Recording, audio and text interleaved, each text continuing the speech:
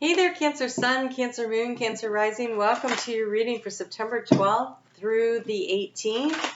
How are you doing?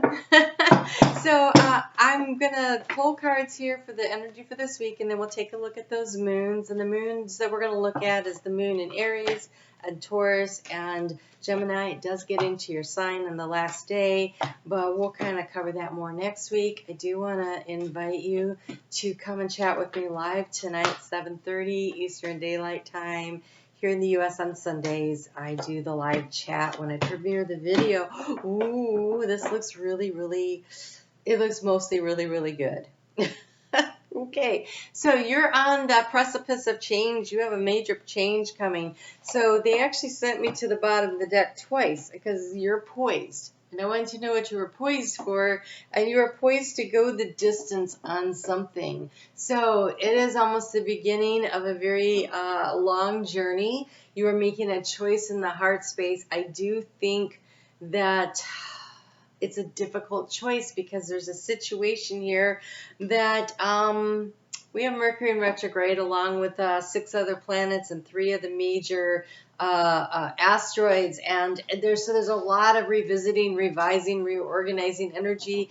X's do come back in this kind of energy, especially because that Mercury retrograde starts its journey in Libra, and Libra wants to balance out partnerships. And so there is something that is not complete in your life, and this week it looks like you're definitely trying to see how you can choose to go forward or to go back, but you have to complete in a story because the key to the situation is the unfinished symphony. Something needs to be completed. Now, it could be lots of things. It could be you are writing a program for a computer, right? Or you could be doing a website, or you could be creating a book, or it could be anything like that. It's something creative, or it could be a relationship, unfinished symphony. It could also be, it really looks like it could be anything. It's some kind of a project that's long-term. So this actually, I said go the distance, but that's not what this says. This says to co-create. When I see the jaguar, I always think of go the distance, but this guy's sitting here with the wisdom of Athena, the owl, sitting there. Unfinished symphony. There's something that needs to be worked on with someone else. And I kind of, the challenge is, how do you move the story forward and not just spin around in the old energy, but actually do it differently, say things differently, solve a problem differently. There's a different vantage point. Maybe that's why you need to co-create. You could be co-creating with spirit, but there's a need to maybe get a second opinion to help you to figure out, because in the area of abundance and things coming in, you have the yin energy. So there is a need to open up and receive information and guidance coming in that will help you on your way to being abundant. So I think you've been seeking a lot of peace in a situation. You just want a little peace and quiet, a little calm. Cancer, it was a rough summer. I know I have a lot of placements, including my son in Cancer, and this was everybody I know that had placements in Cancer, strong placements, whether it was sun, moon, or rising. It was a very difficult. Everything got churned up emotionally, and so there's almost the need to sort out. So it felt like for me, and maybe I'm thinking for most of us, because this is what, when I talk to other people, I get that it's like you thought things were settled, they got all churned up, and now you're not sure what's settled and what's not. And it's a chance to revisit, and there's a gift in that. This is a chance to revisit a situation, a conversation, a project, and finish it now. Something that you had kind of like put off to the side and just not going to deal with this anymore. And then Spirit's like, no, you can have to, because here in the anxiety area, we have the fork in the road. Like you're at a choice point. You're at a decision point. Do you move forward and complete something, or do you run in the other direction and just go, I don't want to deal with it? I think you need to deal with it, because if you don't deal with it now, you'll have to deal with it later. There's really no escaping that, because here, how do you transform the situation? We have the fates. So the hand of fate is here, and it's this whole retrograde energy, a chance to redo things and to rewrite your history. So you may not be able to change what has happened. Really, you can't. And you may not be able to have the conversation. So let's just say, for instance, is a difficulty that you have with your mother, and your mother has already passed. Well, you can't have that conversation with her, right? You can't go up to her and say, hey, you know, that wasn't right, blah, blah, blah, because there's the fact that something wasn't fair and wasn't balanced is the issue for you. There's a feeling that you have that you were really mistreated, and you can't have the conversation. The people are not available to have it either emotionally or actually maybe just not in this plane of existence anymore. And you can't really have those conversations like that. That opportunity doesn't exist. But what you can say is, all right, but what did I learn? How did I grow? How do I want to view this? Because in the heart space going forward, what concerns me is you have the never-ending story. And that feels like a caution to me, that you just keep saying, well, this happened and this wasn't good and everything. And here you are poised for an opportunity to co-create a new existence, one that is really more balanced and beautiful. It requires you to be flexible.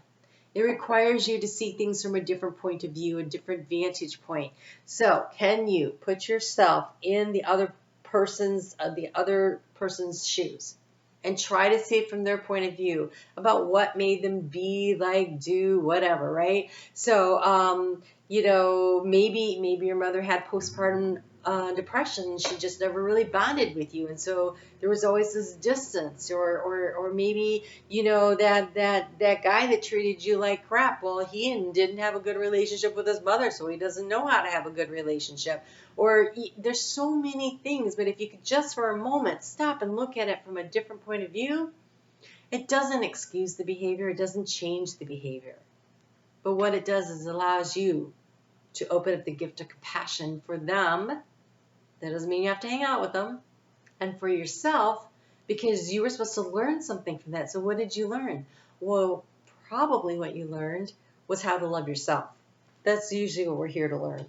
So you have the outgoing card of this beautiful exchanging gifts.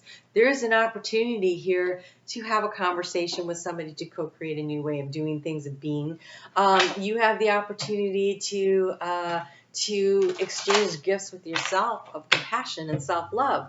You be open and receptive to the opportunities that are coming. I feel for many of you that there's an opportunity to have a conversation with somebody that will be useful. Wow, really?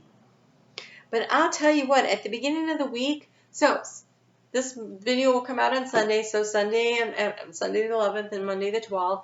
The moon is in Aries, and that's really the energy of wanting to go with the flow and be in flow, but we have the card of stranded. So Mercury is in retrograde. In case in a very practical way of looking at this, travel plans got jacked up as a possibility, but with the card of stranded here, it's almost like you ended up in a situation that you were not anticipating. But look for the gift in it, because we have the fates, and there's a divine timing aspect here. If there was something you're supposed to see, learn, do, grow, don't think that okay, so what they just said is it's not happening to you, it's happening for you, and there's an opportunity here. If you can just take another look at it to see what the gift is, there's something happening. Tuesday, Wednesday, and Thursday, the moon is in Taurus, and this is really nice grounded energy. Great get it done energy this week. There's a Earth trine, a lunar Earth trine. It's got the moon in Taurus and the sun in Virgo, and Pluto, the kind of transformation at the last degrees of Capricorn, really wanting to assist you in creating a new way of doing things, creating a new structure. And you have the Heron, which is patience, and that's that things are not going to happen overnight. This takes time to sort through. So it says create a place in nature. Create a place in nature's stillness and be renewed.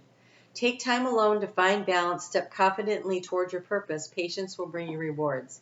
Try to get outside and go for a walk this week. Try to create some space just for yourself to decompress. And that's not to say that you can't co-create with others, but also the balance. Sometimes with other people, sometimes for you. But I actually think that in this energy here of being able to receive, this yin energy, that if you can have some quiet space, especially Tuesday through Thursday, I think you can be open to receiving things. It gets really dicey over the weekend, so that's why I'm saying the early part is better for that. The moon in Gemini is really very, very busy and setting up some stuff. There is a chance to do some real practical, out-of-the-box thinking, problem-solving, being flexible, doing things from a different vantage point to see what there is going on. There's some good stuff there, but there's also the energy around people telling stories, maybe on purpose, maybe not, exaggeration. There's a lot of exaggeration. I want to say don't believe everything you hear at all, especially because now we have the Parrot card showing up. And the Parrot card is kind of a gossipy little card. It's this year, let go of others' thoughts and opinions. It is time to embrace who you really are. So know who you are, trust who you are, and don't worry about what other people say, because you have the Cardinal, and the Cardinal is definitely very self-assured, and it says to stand up for yourself. And so don't worry about what other people say. Stand tall and proud. See the leadership role unfold ahead of you. Work with somebody co-creatively toward this, the Bluebird of Happiness. Love that you got that. You are being gifted with blessings of happiness and this peace that you are seeking. That's what it says. You are being gifted with blessings of happiness and peace. So that thing that you are seeking, it's coming in. There is a need to be flexible. There's a need to stand your ground for yourself and to not let other people's opinions carry a lot of weight. Have patience with yourself. Have patience with others. And in the heart space, do not think of yourself as a victim. Think of yourself as a leader. And think of yourself as somebody who gets to choose where you go from here.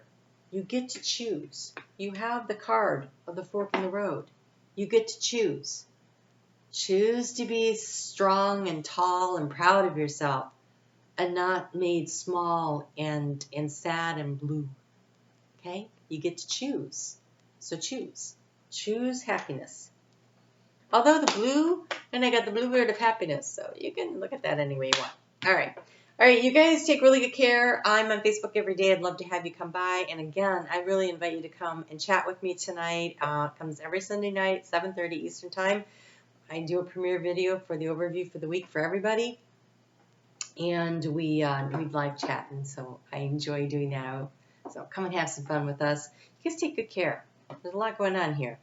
And as always, check out your sun, moon, and rising, because if this doesn't resonate, perhaps one of those really strikes it for this week. Take care. Talk to you soon.